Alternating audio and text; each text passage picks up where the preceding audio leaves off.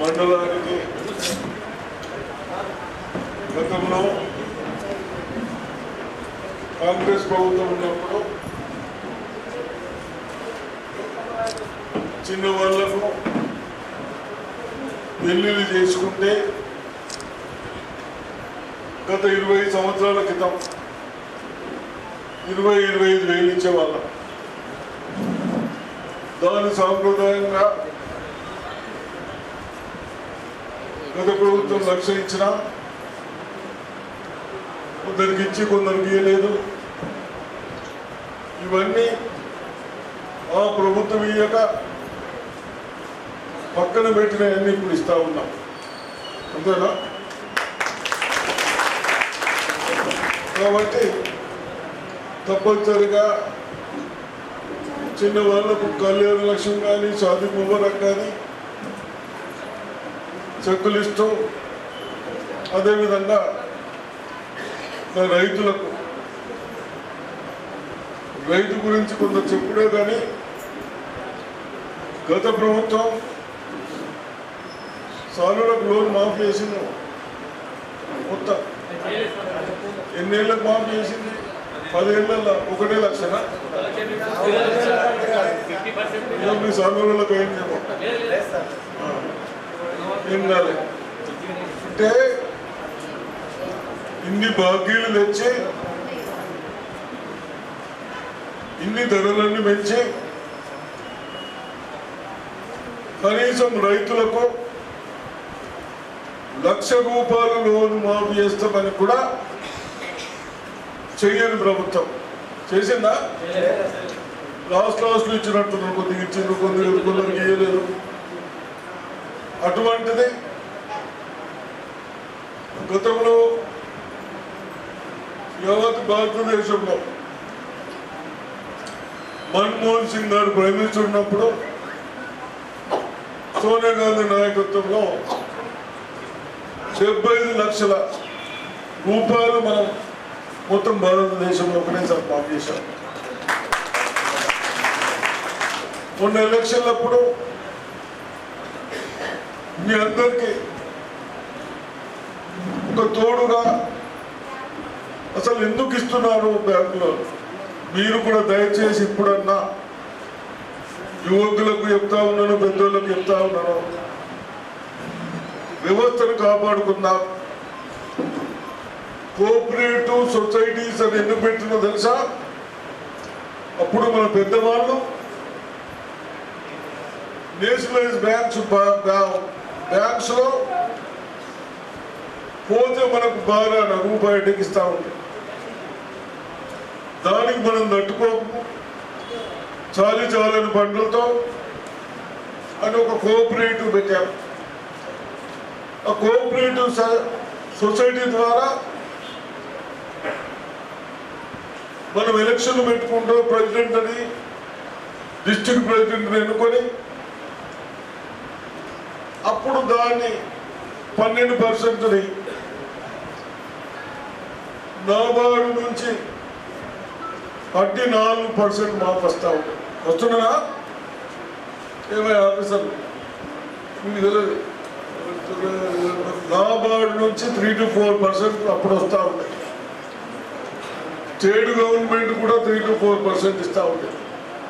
ఇవన్నీ కలిసి సగము పోతే సగము 6%కే, అంతేనా? 6% అంటే ఆటోమేటిక్కే మనము మన బ్యాంకుల నుంచి ఇచ్చుకుంటున్నాం రైతులు. దీన్ని ఈ పోయిన ముఖ్యమంత్రి కేసీఆర్ గారు, ఈ హరీష్ రావు అన్న కొడుకు ఏం పేరు? కేసీఆర్ కొడుకు పేరు ఏందమ్మా? కేటీఆర్. వరుతున్నాడు కదా కేటీఆర్. సిగ్గు లేకుండా లోన్లు లేపి వ్యవస్థను నాశనం చేసి రైతులు లోన్ తీసుకుంటే అడ్డీలు కూడా మన మీద పడబట్టి చేశాం. అవన్నీ ఆలోచించి మనం ఎంత తొందరగా ఇస్తే అంత మంచిదని 2 లక్షల ఇప్పుడు 50 2 లక్షలు మాఫీ చేస్తున్నాం. 2 లక్షల్లో ఇవాళ 4 గంటలకు 1,00,000 రూపాయలు ఉన్న వాళ్ళందరికీ, 1,00,000 లోపల 1,00,000 ఉన్న వాళ్ళందరికీ బ్యాంకులలో ఇవాళ మీ అకౌంట్లలో పైసలు పడతాయి. అదేవిధంగా ఈ నెల 30 లోపల 1,50,000 కూడా ఉన్నాయి. 50 కూడా ఉన్నాయా? 1,50,000 అంతకాలం బయటకు లేదు. అడ్డీలు గడ్డి 1,50,000 ఉన్న వాళ్ళకి కూడా 30 తారీఖు వరకు పడతాయి. కొంత పెద్దోళ్ళకి ఇద్దామా ఎగరబడదామా అని వస్తున్నారు. 2 లక్షల రూపాయలు ఇవ్వాల. వాళ్ళకేమో ఇంకా 15 రోజుల తర్వాత ఆగస్టు 15 లోపల 15 తారీఖు వరకు తప్పనిసరిగా మీ అందరూ మరి ముఖ్యమంత్రి గారికి, రాహుల్ గాంధీ గారికి ఎన్ని కష్టాలున్నా, ఎన్ని బాధ్యులున్నా మేము ఖర్చులన్నీ తగ్గించి ఎవరికి ఇస్తే మన తెలంగాణ బాగుపడుతుంది, పంటలు పండుతో అన్ని నడుస్తాయి. మీరు కొందరు అంటారు తెలిసి తెలియదు సార్ వస్తే ఎప్పుడు రైతుల గురించే చెప్తున్నారు. నేను కొందరు తెలంగాణలో చెప్తా ఉన్నా, రైతు లేకుంటే కళ్ళు దుకాణం నడదు, ఛాయ్ దుకాణం నడదు, ఆటోలు ఎక్కరు. రైతు పైసలే ఇవన్నీ రొటేషన్ అయ్యాయి. అర్థమైందా? వాడిని బతికిస్తే వాడితో మనం అందరూ బతకచ్చు. అది మా ఉద్దేశం. కాబట్టి దయచేసి మీరందరూ కూడా గ్రామాలలో కూడా పార్టీలు తగాదాలు మానేసి మంచి సీడ్ పండియండి. కొద్దిగా పొలాలలో కొన్ని ఓటర్లలో కొన్ని కానబడితే మేము సంగతి చూసేది కాదు. 9 ఒట్టిల నుంచి ఊర్లో వాళ్ళు ఉండదు. అయితే వ్యవసాయం కన్నావో ఏదైనా పని కన్నావో అంతేనా పెద్ద మనిషి. ఊళ్ళో అందరూ ఆగబెడుతున్న ఊరికైనా తిరుగుతుంటా.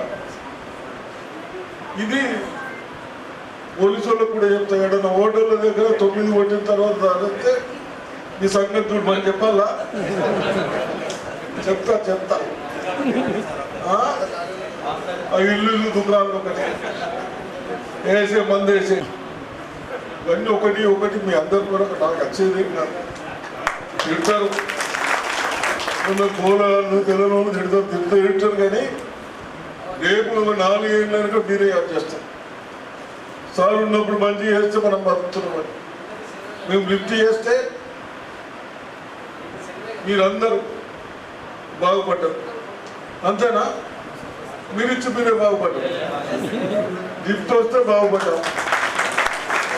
మీ అదృష్టానికి మళ్ళీ మినిస్టర్ అయినా కూడా చిన్న వాళ్ళకు కూడా చెరువులు కింద ఉన్నాయి, పంటలు పండించుకోవడానికి సౌకర్యం అవుతుంది. ఆడికి పైపులు వేయమంటే మళ్ళీ ఆడికి పైపులు వేసినామా? పంటలు పండించుకుంటున్నాం. చాలా మంచిగా ఉంది. దయచేసి యువకులకు కూడా చెప్తా ఉన్నాను, ఎటువంటి కొట్లాడలొద్దు, ఏమొద్దు, బాగా పని చేసుకోండి. మీ భూములు కూడా మంచిగా ఉన్నాయి, మీకు గవర్నమెంట్ సపోర్ట్ ఉంటుంది. నేను ఇంకా 4 ఏళ్ళు ఉంటామా? 4 ఏళ్ళ దాకా మీరు ధైర్యంతో ఉండి ఏ పనులున్నా మనం చేసుకోవచ్చు. స్కూల్స్ కూడా టీచర్లు వచ్చిందా? ఇది అయిపోయిన మాట. సరే కూర్చోండి. మధ్యలో దారి